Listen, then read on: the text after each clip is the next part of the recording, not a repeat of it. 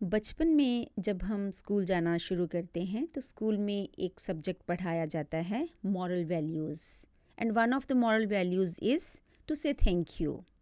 कि जब भी हमें कोई चीज़ दे, बेशक स्कूल, बाहर या घर पे, तो हमें थैंक यू बोलना चाहिए। लेकिन हमने देखा है जैसे जैसे हम बड़े होते जाते हैं, हमारी ये जो आदत है थैंक यू कहने की, ये बहुत ही ज़्यादा कम रह जाती है। तो इसका रीज़न क्या है कि कोई भी आदत हमेशा के लिए हमारे अंदर क्यों नहीं रहती? तो इसका रीज़न ये है that when we are told to do something forcibly, तो हमारी ज़िंदगी का वो हिस्सा नहीं बनती। तो हमारी ज़िंदगी का हिस्सा कोई आदत हमारी बन जाए, इसके लिए हमें उस चीज़ के लिए अंडरस्टैंडिंग होना बहुत ज़रूरी है। सो ये जो एटीट्यूड ऑफ ग्रेटिट्यूड है, ये हमारी ज़िंदगी का, रोज़मर्रा की लाइफ का एक इनसेपरेबल पार्ट बन जाए, इसके लिए इसकी अंडरस्टैंडिंग होना बहुत ज़रूरी है कि इसकी मैकेनिज़्म ऑफ एक्शन क्या है, ये हाउ डज़ इट वर्क। क्योंकि जब हमें ये चीज़ समझ में आ जाती है तो वो जो चीज़ है वो हमारी लाइफ का एक हिस्सा बन जाती है। तो इसको समझने के लिए हमें 2-3 चीज़ें समझना बहुत इम्पॉर्टेंट है, जिसमें कि एक है that everything around us is energy. Energy can neither be created nor it can be destroyed, number one. And number two is that everything and everybody, we carry certain frequencies. हर चीज़ की एक frequency होती है। For example हम कहते हैं कि वो इंसान जो है ना, उसकी मेरे साथ वाइब मैच नहीं करती, या उसके साथ मेरी वाइब बहुत मैच करती है, या हमारी केमिस्ट्री बहुत अच्छी है दोनों की, या हमारी केमिस्ट्री अच्छी नहीं है। सो इसका मतलब क्या है? इसका मतलब ये है कि हम एक सर्टेन फ्रीक्वेंसी को कैरी करते हैं। एंड फ्रीक्वेंसीज जो हैं वो 2 तरह की होती हैं, high frequency and low frequency. And third thing we need to understand is that even our thoughts, which they are in our mind, and our words and actions, all of them, they carry certain frequency. Positive thoughts, positive words and positive actions, they carry high frequency. And negative thoughts, negative words and negative actions, they carry low frequencies. So एक तो equation ये हमने अपने mind में रखनी है। Third thing which we need to understand is that whatever we have, we would be able to give the same to others. Suppose someone needs sweets or chocolates from me, and I have sweets and chocolates with me, and I won't take even a second, I will provide that thing to the other person. But if I do not have that thing, so I won't be able to give that thing ever. Never ever. So what does this mean? This means that whatever we have, we give the same to the universe or to others, and whatever we give, we receive the same. We attract the same. So whatever it means, whatever frequency we carry, we attract the same frequency from the universe. Whether it is in the form of persons, people, or in the form of circumstances, or whatever. So whatever frequency we carry, we attract the same frequency from the universe. So we need to understand these equations, and now we would apply all these formulas to this concept, that why attitude of gratitude, or to say thank you या शुक्रगुजार होना important क्यों है। सो attitude of gratitude practice करने के लिए मैंने हर तरह की सिचुएशंस को, लाइफ के रोज़मर्रा की सिचुएशंस को 4-5 पॉइंटर्स में डिवाइड किया है कि कैसे हम इसको अपनी आदत बना सकते हैं। Number 1 is eight personal level. At personal level means nobody else is involved, there is no other body, it's just me. तो मैं अपने आप में ये जो एटीट्यूड ऑफ ग्रेटिट्यूड है या थैंक यू या शुक्रगुजार होना, ये कैसे हम रोज़मर्रा की लाइफ में प्रैक्टिस कर सकते हैं. Now for example, I get up in the morning. मैं सुबह नींद से उठती हूँ और मुझे पता है कि मैं नींद से उठी हूँ and I know that it is a new day. तो शुरू में ही, दिन की शुरुआत में ही मैं क्या कर सकती हूँ कि आई can be grateful for the new day. अब क्योंकि मुझे एहसास है कि ये नया दिन है, तो मैं अपनी सेंसेस के लिए थैंकफुल हो सकती हूँ कि मेरी सेंसेस इंटैक्ट हैं. उसके बाद मैं अपनी ब्रीदिंग के लिए थैंकफुल हो सकती हूँ कि मैं ज़िंदा हूँ. उसके बाद हम बेड से उठते हैं, पहले एक पैर नीचे लगाते हैं, दूसरा पैर नीचे लगाते हैं. तो जब पहला पैर नीचे लगाया ज़मीन पे, थैंक. जब दूसरा पैर ज़मीन पे लगाया, you, thank you. And then we go to the washroom, we switch on the light, we can be grateful for electricity.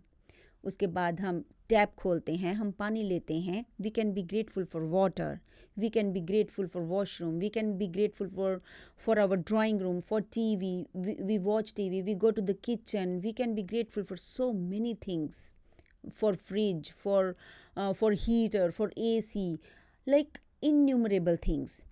And if we are throughout our day, if we are grateful for small things, I don't think हमारे पास एक second भी बचेगा कि हमारा ध्यान कोई ऐसी negativity की तरफ या नेगेटिव प्रवृत्ति की तरफ भी जाए. उसके बाद हम रेस्टोरेंट जाते हैं लंच के लिए या डिनर के लिए या कॉफ़ी के लिए, चाय के लिए कहीं जाते हैं, तो गेट पे दरबान होता है, वो हमारे लिए दरवाज़ा खोलता है, बंद करता है. We can look into the eyes and say thank you. Then waiter comes with the glass of water, with plates, with food. Every time we can say thank you, you know. So when we are driving, we can be grateful for our bike, for our car, for even for cab. So this is how we can practice to be grateful throughout 24/7. We can be grateful. So this is at the personal level, that nobody is involved and I am grateful within myself. Second situation is with people, that we have people in our circle. There are two types of people, positive people and negative people. If we are surrounded with good people, we are grateful. It is very easy to be grateful. And suppose people around us, they are not positive, they are negative. अक्सर ये question पूछा जाता है कि अगर कोई हमारे साथ बुरा कर देता है, हमारे साथ गाली गलौज करता है, हमारे साथ बिहेवियर ठीक नहीं है, नेगेटिव पीपल हैं, फैमिली में भी, बाहर भी, तो हम कैसे किसी चीज़ के लिए ग्रेटफुल हो सकते हैं? अक्सर ये क्वेश्चन पूछा जाता है. So suppose we are surrounded with people who are negative, तो हम उनके साथ ग्रेटफुल होने की जो है, थैंक यू करने की या एटीट्यूड ऑफ ग्रेटिट्यूड कैसे प्रैक्टिस कर सकते हैं? For example, there is a person who is angry with us, जो गाली गलौज भी कर रहा है, बुरी तरह से बिहेव भी कर रहा है हमारे साथ.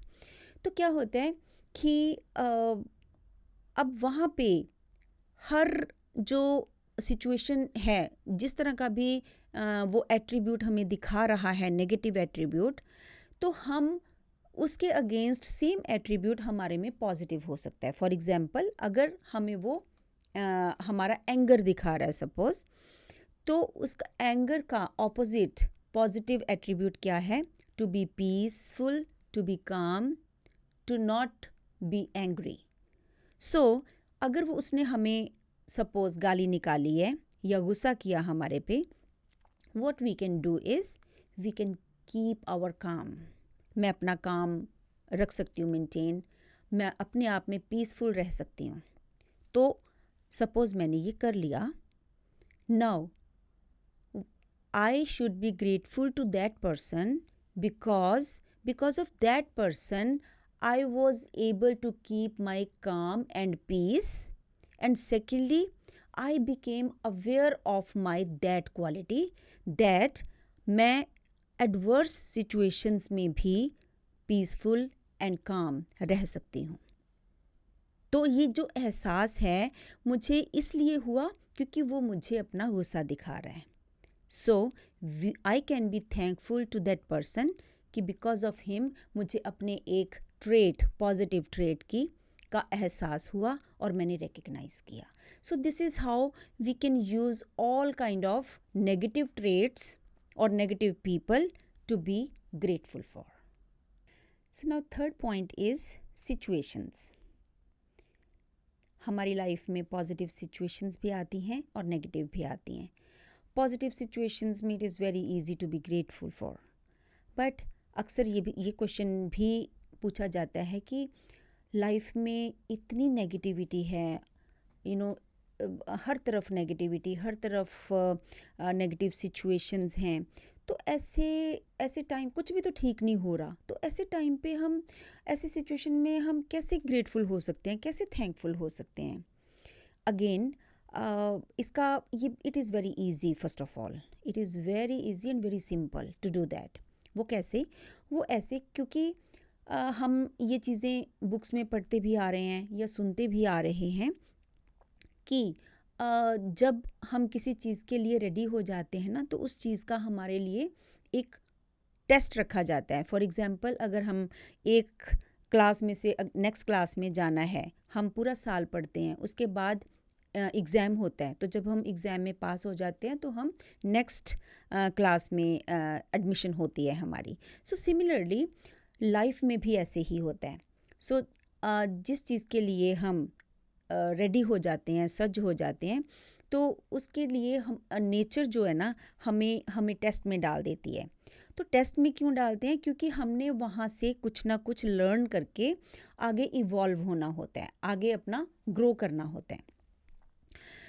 अब जो situation negative, so called negative situation जो हमारे पे आई है, हमने ये देखना है कि उसमें किस बात को लेके लर्निंग निहित है, कौन सी लर्निंग पड़ी हुई है.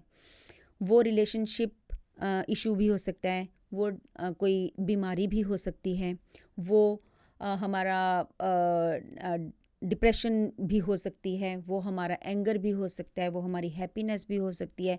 आई मीन कुछ भी हो सकता है, any emotion. And so suppose we are having that challenge in our life.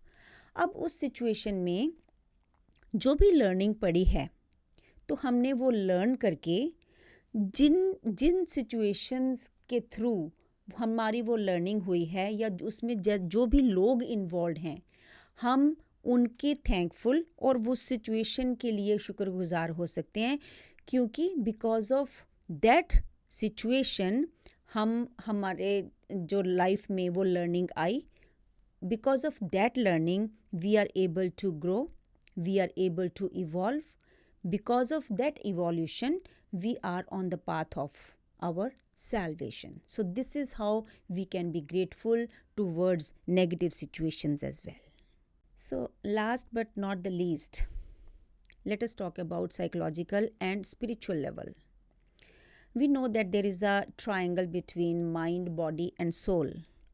So thought arises at the soul level, then it gives signal to our mind, then mind gives signal to our body, and this is how thought arises at the soul level, and there is a repercussion or effect at the body level. So when we are grateful at the body level and at the mind level, so our soul part is automatically taken care of. हमारी soul की अपने आप ही recharge हो जाती है. So the thing is that if sometimes we do not say thank you, हमें लगता है कि अगर हम थैंक यू बोलेंगे तो अगला इंसान ना अपने आप को बहुत समझेगा. It should not be the way to think, because when I am practising this attitude of gratitude, it is my body which is taken care of, it is my own mind which is taken care of, और मेरी अपनी soul is there which is taken care of. तो ultimately क्या है, हम अपने आप को इवॉल्व कर रहे हैं. Because when we are practicing this attitude of gratitude, we are working on our own soul, mind and body. So ultimately ये इस प्रैक्टिस से हमारा अपनी इवोल्यूशन होती है, हमारी अपनी ग्रोथ होती है और अल्टीमेटली हमें ही फ़ायदा होने वाला है, because it is me only with who is getting benefited because of this attitude of gratitude. So it is very important for me to practice this attitude of gratitude in my daily life very happily and positively and with surrenderance and acceptance. Thank you.